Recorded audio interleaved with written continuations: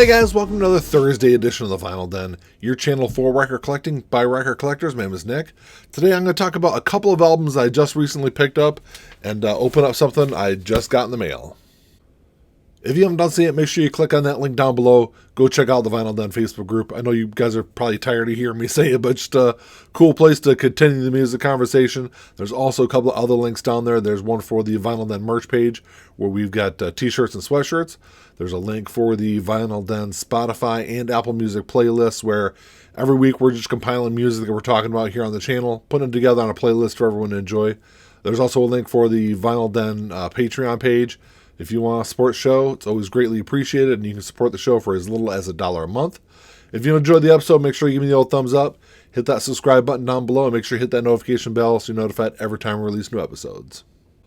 So you guys know I'm a big Pearl Jam fan. I have been since 10 came out, and I think it was probably like late 91, early 92, I think when I first got my first copy of Pearl Jam's 10. So I've been a big fan since then. And, Walmart just recently released there's a Walmart exclusive version of Rearview Mirror, which was originally released in 2004. I think it was 2003 or 2004. And hasn't been reissued since then.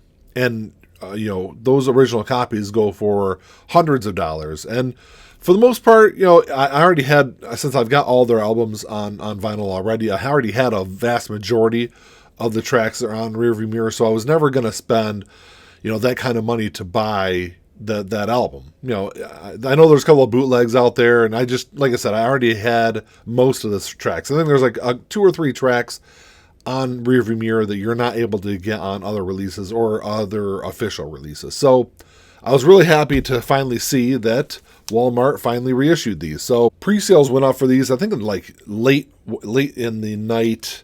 It was probably a couple months back now.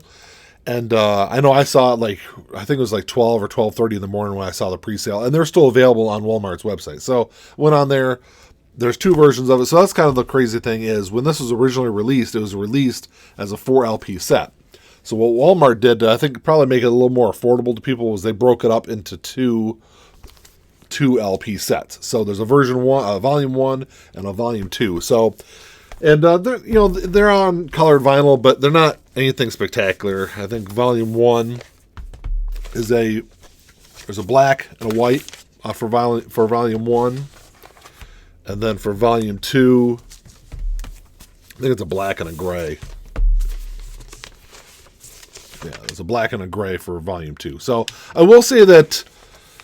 They sound fantastic. I know that there's been a lot of questions about a lot of the bootlegs that have been out there, available for this release for, the last several years. And a lot of people talked about how poor the sound quality was. And I think that was one of the things that really kind of steered me away from going the bootleg route, other than the fact that I already had most of the music. So I can say that these Walmart exclusives do sound fantastic. Last time I looked, they were still available on Walmart's website. I will say that of all the Walmarts in my area, there was, I think, only 1 or 2 that actually got physical copies of this in stores. So, if you are a Pearl Jam fan and you have been looking for this Rearview Mirror release, it's definitely a cool one to grab. So the next album is one that, to be completely honest, when it was first released, I was kind of on the fence about.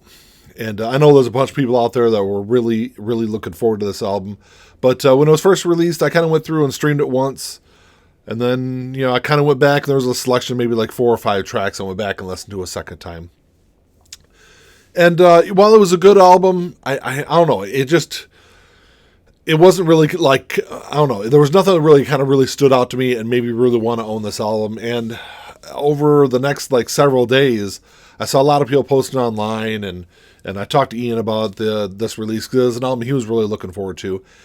And I decided to buy it and give it another shot. And I'm really glad I did, because it's really kind of grown on me the couple of times I've listened to it since I bought it. But what I'm talking about is Impera by Ghost. This is Ghost's new album. And I will say that the artwork on this thing is absolutely fantastic. I think the Ghost is always kind of known for their really cool looking album covers.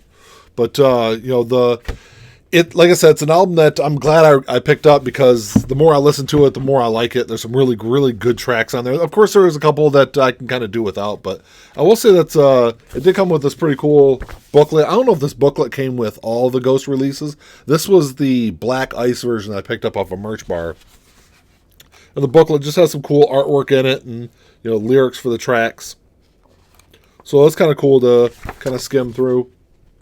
But let me know in the comments down below. I don't know if, like I said, I don't know if that came with all the albums or if it was just a select few that they got that booklet. But the other cool thing is, I don't know how I started collecting these, but it came with a slip mat, which I thought was kind of cool, because all of a sudden over the last year or two, I've ended up with a bunch of different slip mats. So I've got them all kind of displayed down here in my office. So, it's a kind of cool, another cool thing, a little added bonus to the album release. I will say about this Black Ice version, though, I was a little disappointed in the color. Because when it said Black Ice, I expected it to be a little bit more than what it is. I'm not a fan of, like, solid color albums. I don't know why, but I always like a translucent color. I think it has a better look to it. But, when it said Black Ice, this is just a black translucent is all that is. I expected there to be a little bit more, like, swirl to it or some kind of variation in the color, but... I guess if that's the only thing I've got to complain about, it's not that big of a deal, I guess. Some of the tracks I really like off of here, I think Spillways is a great track. Hunter's Moon, which was in the Halloween movie last year, it's another great track.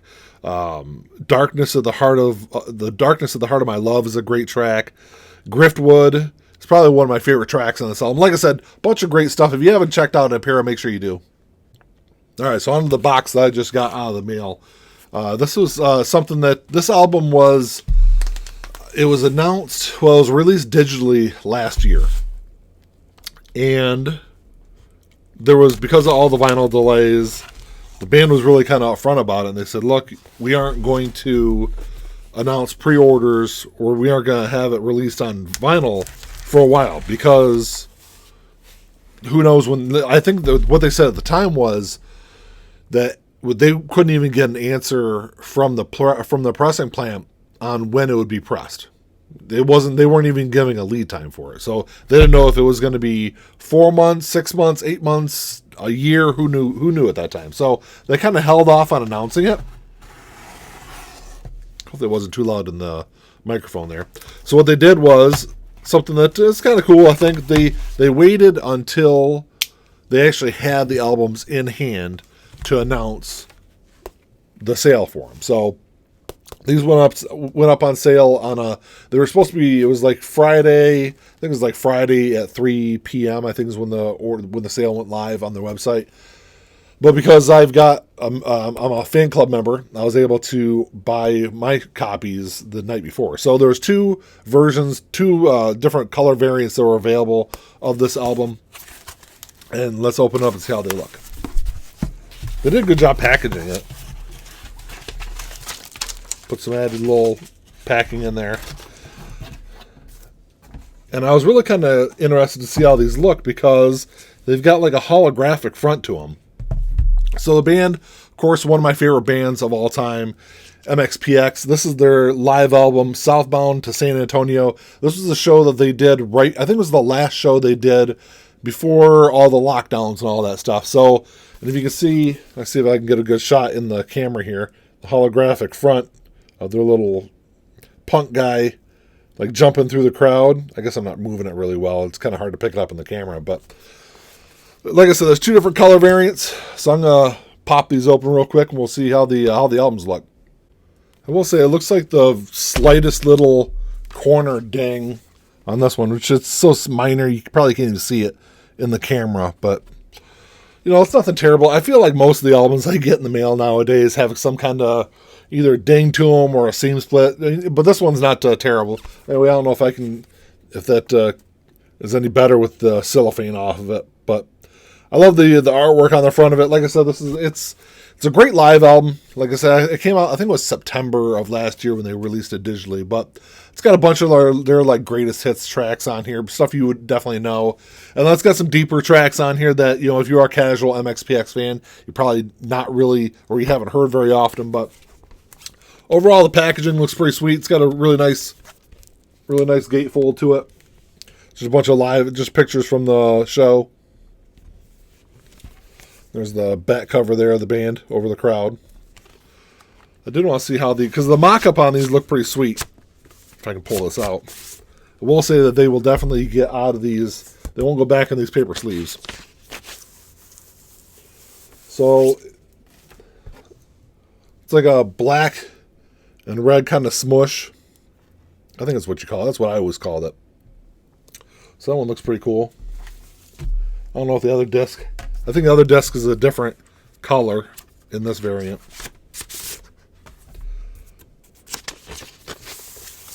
Oh yeah, I love that blue. That blue and black look pretty sweet. This was the variant I really wanted. There was only 1,000 copies of each of these made. So I didn't know when they went on pre-sale if I was going to be able to get both of them, or if I was going to be limited to one. If I was only going to be limited to one, that smush one was the one I really wanted. Then I think this is like a black. Yeah, it's like a black and gold splatter, I think. Just a little bit of gold through it. So, nothing really spectacular about this one. I think that smush variant, I think, has a better overall look. I know they were selling signed copies of these on the website too, which I decided to pass on, but I generally am not going to pay the extra $30 to have it signed. I'm just happy just having the album, but that's it. That's the MxPx southbound to San Antonio. There's 2 variants of them. I think some of them, last time I looked on their website, I think they might have still had some copies left. But if you are unfamiliar with it or unfamiliar with MxPx, make sure you check them out and make sure you check out that live album. Well, that's all I got for you today, guys. Thanks for checking the show out. Drop me a comment down below. Let me know what you guys think about that Impera, Ghost Impera, if you've listened to it, about Pearl Jam's Rearview Mirror. Or if you are a fan of MxPx, let me know what you guys think of these albums. But if you enjoyed the episode, make sure you give me a little thumbs up. Hit that subscribe button down below. And that's all I got. Until next time, keep on spinning. Peace.